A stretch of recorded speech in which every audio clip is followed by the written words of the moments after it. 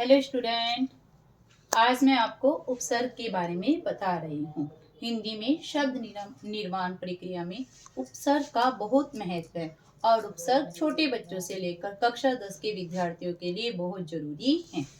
उपसर्ग उपसर्ग उपसर्ग की परिभाषा किसी भी मूल शब्द के पहले लगकर उसका अर्थ बदलने वाला शब्दांश उपसर्ग कहलाता है। अर्थात उपसर्ग क्या होता है? जो कोई पूरा शब्द नहीं होता, शब्दांश। शब्दांश का मीन्स होता है शब्द प्लस अंश।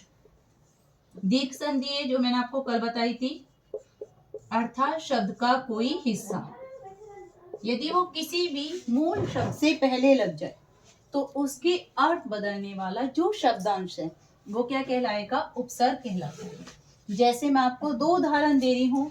सु प्लस पुत्र। पुत्र का मीन्स सबको पता है, बेटा होता है। सु का मीन्स होता है अच्छा, मिलकर क्या बना? सुपुत्र, अर्थात अच्छा पुत्र। और कु प्लस पुत्र, कु का अर्थ होते है बुरा, मिलकर क्या बना? कुपुत्र, बुरा पुत्र।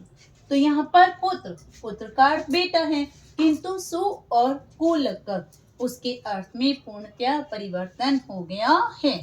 इस तरह से आपको पहले उपसर्ग को पहचानना होगा। उपसर्ग और प्रत्यय में बच्चों को कई बार ये ही प्रॉब्लम आ जाती है कि उपसर्ग किसी शब्द के पहले लगना है या बाद में।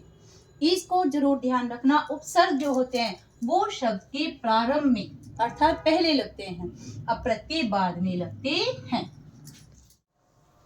उपसर्ग, अब आपको उपसर्ग की परिभाषा बता दी। उपसर्ग की परिभाषा के बाद ये कितनी भाषा में प्रयोग होते हैं? हिंदी भाषा में प्रयोग होने वाले कुछ उपसर्ग। प्रयुक्त का मीन्स क्या है? प्रयोग। इसे प्रयुक्त भी लिख सकते हो और आप प्रयोग भी लिख सकते हो। ओके। इसके बाद है संस्कृत के उपसर्ग। सबसे ज्यादा जो उपसर्ग प्रयोग होते हैं वो होते हैं संस्कृत के। मैं आपको कुछ उदाहरण दे रही हूँ, इस हिसाब को क्लियर हो जाएगा।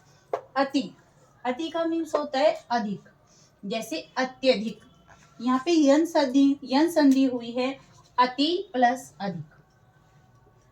इसके बाद है अत्याचार, यहाँ पर भी यन संधि हुई है, अति प्लस आचार। अधिक का मीन्स होता है ज्यादा और अति का मीन्स होता है अधिक, तो जो बहुत ज्यादा है उसे कहते हैं अत्यधिक। आचार, आचार मीन्स होता है व्यवहार और अति का मीन्स अधिक, तो जो गलत व्यवहार है उसे कहते हैं अत्याचार। इसके बाद है नी उपसर्ग का मीन्स होता है रहित, निडर, अर्थात जो डर से रहित है। परा का उपसर्ग होते है उल्टा, पराजय। जय का विलोम शब्द क्या होगा? पराजय। सु का उपसर्ग होते अच्छा, पुत्र, सुपुत्र, अच्छा पुत्र। कु का अर्थ होता है बुरा, कुपुत्र। ओके।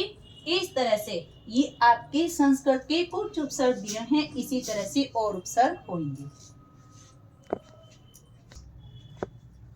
अभी आपने संस्कृत भाषा के उपसर्ग पढ़े। इसकी बात है हिंदी के उपसर्ग।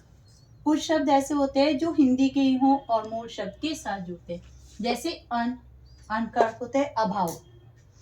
अनपढ़ अर्थात जो पढ़े बिना है, जिस पढ़ाई से रहित है। इसका एक और उदाहरण दे रही हूं मैं, अनजान, जो जानकार नहीं है। इसी प्रकार ती का मीन्स होता है तीर, तिराहा, त्रिकोण, तिराहा अर्थात तीन राहों वाला, त्रिकोण अर्थात तीन कोनों वाला। पर का अर्थ होता है दूसरा। परहित मीन्स क्या हो गया? दूसरों की भलाई। ओके। इसके कई उदाहरण मिल सकते हैं, परंतु मैं कम उदाहरण इसलिए दे रही हूँ जिससे कम में ही आपको समझ में आ जाए। इसके बाद हिंदी भाषा में कुछ मिलते हैं अरबी फारसी के उपसर्ग। अरबी फारसी के उपसर्ग का मीन्स है जो उपसर्ग बाहर से आए हैं, बाहर के जो उपसर्ग है वो हमारी भाषा में प्रयोग हो रहे हैं। जैसे खुश, खुश मीन्स होता है अच्छा। अब खुशबू, हम तो नित्य प्रति भाषा में कहते हैं खुशबू आ रही है, बदबू आ रही है, परंतु खुशबू कैसा शब्द हो गया? खुश प्लस बू, जिसमें खुश क्या है? अरबी का उपसर्ग जुड़ा हुआ है। इसी प्रकार खुश मिजाज, खुशबू मीन्स अच्छी महक, खुश मिजाज मीन्स जिसका व्यवहार अच्छा हो। बे का अर्थ होता है बिना। इसका उपसर्गयुक्त शब्द बनेगा बेकाबू, अर्थात जो काबू में नहीं है। हम का अर्थ होता है समान। हम उम्र, जिसे हम क्या कहते हैं, मान लो हमारी क्लासमेट है, हमारी उम्र में जो समान है, और हम शक्ल, जो अपनी शकल में, सूरत में समान है।